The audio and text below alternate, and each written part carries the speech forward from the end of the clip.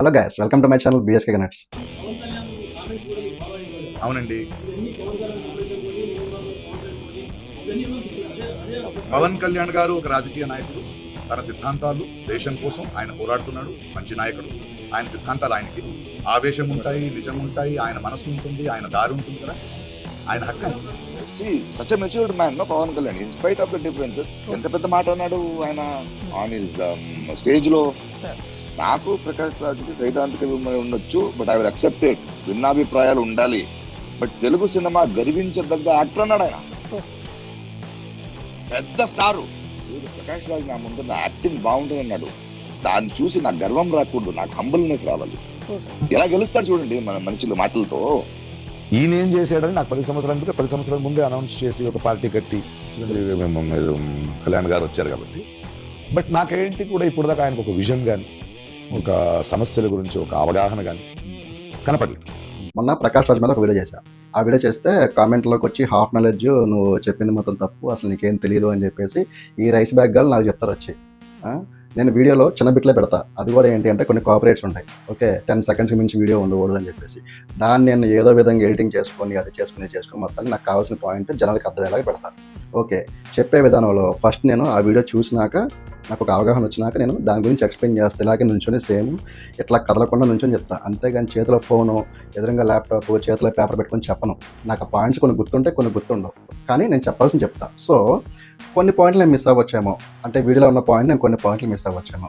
దానికోసం వచ్చేసి half knowledge, video ఉన్న పాయింట్ లేదు అని చెప్పేసి మీరు నాకు ఎలా చెప్తారు? మీరు ఎప్పుడో ఒకసారి వస్తారు, వచ్చి చూసి వెళ్ళిపోతారు. ఏదో ఈ ప్రకాష్ రాజు మీకు బాగా ఇష్టం కాబట్టి, మీరు ఒకటే బ్యాచ్ కాబట్టి మీరు సపోర్ట్ చేయొచ్చు. మీరు ఇంకోళ్ళు కొంతమంది అంటున్నారు, నువ్వు జనసేన వాడు కాబట్టి నువ్వు కళ్యాణ్కి సపోర్ట్ చేస్తావని చెప్పేసి. నేను ఎప్పటి నుంచో చెప్తున్నాను, నేను కళ్యాణ్ ఫ్యాన్ అని చెప్తున్నాను. నేను ఇప్పుడు కళ్యాణ్ గురించి వచ్చానా, లేకపోతే బీజేపీ గురించి వచ్చినా, ప్రకాష్ వచ్చాను, ఈ రైస్ బ్యాగ్ గలకి అర్థం కావాలి. ఫస్ట్ వీళ్ళకి అర్థం కాని విషయం ఏంటంటే, ఇప్పుడు ప్రకాష్ రాజు పవన్ కళ్యాణ్ అంటే 20 ఏళ్ళ నుంచి తెలుసు అంటున్నాడు. ఆయన పార్టీ పెట్టి 10 ఏళ్ళు అయింది, ఆయన సిద్ధాంతాలు నాకు అర్థం కావట్లేదు అంటున్నాడు. మళ్ళీ మా ఎలక్షన్స్ అప్పుడు పోటీ చేసినప్పుడు పవన్ కళ్యాణ్ మంచి రాజకీయ నాయకుడు, ఆయన మంచి వ్యక్తి అలాంటి అని చెప్పేసి మాట్లాడుతున్నాడు. నేను పూర్తిగా ఆ వీడియోలో ఉన్నట్టు చెప్పలేను, కాకపోతే కాంటెక్స్ట్ చెప్తా. అలా అన్నవాడు మా ఎలక్షన్స్లో ఓడిపోయి వెళ్ళిపోయాడు. ఏదో పవన్ కళ్యాణ్ బీజేపీ సపోర్ట్ చేస్తున్నాడు, మంచి పేరు వస్తుంది అంటే సెంట్రల్ గవర్నమెంట్లో పవన్ కళ్యాణ్కి మంచి స్థానం ఉంది. సో ఇప్పుడు మీరు చాలామంది ఏమంటున్నారు, నాకు అవగాహన లేదు అంటున్నారు. సో ఇప్పుడు నేను చెప్తాను. ఎగ్జాంపుల్, మీ ఇంట్లో 10 మంది ఉన్నారు. 10 మందిలో ఒక 5 మంది ఏ పార్టీకి సపోర్ట్ చేశారు, 5 మంది బి పార్టీకి సపోర్ట్ చేశారు. సో ఇప్పుడు నువ్వు ఎగ్జాంపుల్ ఏ పార్టీ అనుకున్నావు, ఎందుకంటే నువ్వు ఒక పార్టీకి సపోర్ట్ చేయాలి కాబట్టి ఏ పార్టీ అనుకున్నావు. ఓకే, ఇప్పుడు బి పార్టీలో వాళ్ళు మీ చుట్టాలు కదా. బి పార్టీ వాళ్ళు ఏమైనా మంచి చేస్తే వాట్సాప్ స్టేటస్లో పెడితే వాళ్ళు నువ్వు ప్రేస్ చేయవా? అంటే వాళ్ళని నువ్వు సపోర్ట్ చేయవా? బాగా చేసావా, మంచి పని చేసావు, నువ్వు ఇలా సహాయం చేయడం చాలా మంచిదని చెప్తావా? సో ఇప్పుడు ప్రకాష్ రాజ్ విషయానికి వద్దాం. ప్రకాష్ రాజ్కి బీజేపీ అంటే అసలు ఇష్టం ఉండదు, అది పక్కన పెట్టండి. ప్రకాష్ రాజ్కి బీజేపీ అంటే ఇష్టమైనప్పుడు, పవన్ కళ్యాణ్ బీజేపీకి సపోర్ట్ చేసినప్పుడు, పవన్ కళ్యాణ్ యొక్క మంచి మురళీ నాయక్ అనే ఒక మిలిటరీ ఆర్మీ అతను చనిపోతే ఆంధ్రాలో ఆ కుటుంబానికి ఇంటికి వెళ్ళి మరి 25 lakhs డొనేషన్ ఇచ్చాడు. ఓకే, తర్వాత పెహల్గామ్కి సంబంధించిన నెల్లూరులో ఒక వ్యక్తి చనిపోతే ఆ కుటుంబానికి 55 లక్షలు అనౌన్స్ చేశాడు డొనేషన్ కింద. తర్వాత పిఠాపురంలో 42 మంది అనాథ పిల్లలకి నెలకి 5,000 చొప్పున, ఆయనకి అధికారం ఎంతకాలం అయితే ఉంటుందో అంతకాలం కూడా ఆ పిల్లలకి అతని శాలరీ నుంచి వాళ్ళ అకౌంట్లోకి వెళ్తాయి. అంటే వాళ్ళు బట్టలు కొనుక్కోవచ్చు, చదువుకోవచ్చు, వాళ్ళు ఏమైనా చేసుకోవచ్చు, ఆ డబ్బులు దాచుకోవచ్చు, ఏమైనా చేసుకోవచ్చు. అనాథ పిల్లలకి పవన్ కళ్యాణ్ గారి తరపు నుంచి ఒక సహాయం డొనేషన్లా ఇచ్చారు. ఇప్పుడు చెప్పండి నాకు, ఇప్పుడు ప్రకాష్ రాజు వీటిల్లో ఒక్కడన్నా చూసుండడా? ఎంతసేపు బీజేపీకి సపోర్ట్ చేశాడు కానీ కొంచెం మానవత్వం కూడా ఉండాలిగా, కొంచెం ఇటువైపు చూసి చేయాలి కదా అంట. ఈ పాయింట్తో క్లోజ్ చేస్తాను. ఇంకా ఎక్కువ డిస్కస్ చేసిన ప్రకాష్ రాజ్ గురించి చెప్పాల్సిన ఎంత డిస్కషన్ అవసరం లేదు. పెహల్గామ్లో 26 మంది చనిపోతే ప్రకాష్ రాజ్ ఎందుకు ఒక ట్వీట్ పెట్టలేదు అని చెప్పేసి నేను క్వశ్చన్ చేశాను. దానికి కౌంటర్గా, మీరు మణిపూర్లో గొడవ జరిగితే మరి ఎందుకు పవన్ కళ్యాణ్ స్పందించదని అంటున్నారు. పాయింట్, అసలు మణిపూర్లో జరిగింది టెర్రరిస్టులు వచ్చి మణిపూర్లో వాళ్ళని ఇబ్బంది పెట్టాల. ఓకే, హిందూస్కి క్రిస్టియన్స్కి గొడవ కాదు అక్కడ, అది 2 తెగలకు సంబంధించిన గొడవ. దాంట్లో బీజేపీ అధికారంలో ఉండి కూడా బీజేపీ ఏం చేయలేకపోయిందంటే మీరు అర్థం చేసుకోవాలి. అది ఎప్పుడు 2023 మేలో జరిగింది. ఈ పాయింట్ స్టేట్ చెప్పేస్తా.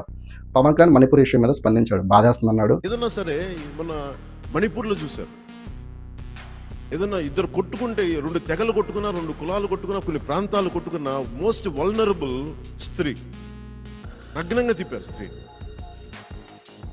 ఏదో స్వాతంత్ర సమయంలో ఉంది కదా, ఇప్పుడు జరగదని అనుకోవడానికి లేదు. మొన్నటి మన మణిపూర్లో జరిగింది ఇదే. మన ఆంధ్రాకు సంబంధించిన ఒక జిల్లాలో పేరు మేము ఒప్పుకున్నందుకు ఇళ్లలోకి వచ్చి మానభంగాలు చేస్తామని మాట మాట్లాడుతున్నారంటే స్త్రీని ఎంత వల్నరబుల్గా ఉందో, ఎంత బలహీనమైన పరిస్థితిలో ఉందో అనేది నాకు చాలా చాలా బాధ కలిగింది. ప్రకాష్ రాజు ఎందుకు పెహల్గామికి సంబంధించి 26 మంది చనిపోతే రెస్పాండ్ అవ్వలేదు? ఎందుకు ఎవడో పెట్టిన పోస్ట్కి BJP Godi media fake news అనడానికి రెస్పాండ్ అయ్యాడు అనేది నా పాయింట్. ఇప్పటికైనా మీరు అర్థం చేసుకోండి. పోనీ బీజేపీకి సపోర్ట్ చేయమాక, కనీసం పవన్ కళ్యాణ్ చేసే మంచి అన్నది చూసి చెప్పాలి కదా. ఆ ప్రశ్నగాడి ఛానల్లో కూర్చొని వాడి ముందు మాట్లాడితే వాడు ఎంత దరిద్రుడు తెలుసు నీకు అసలు.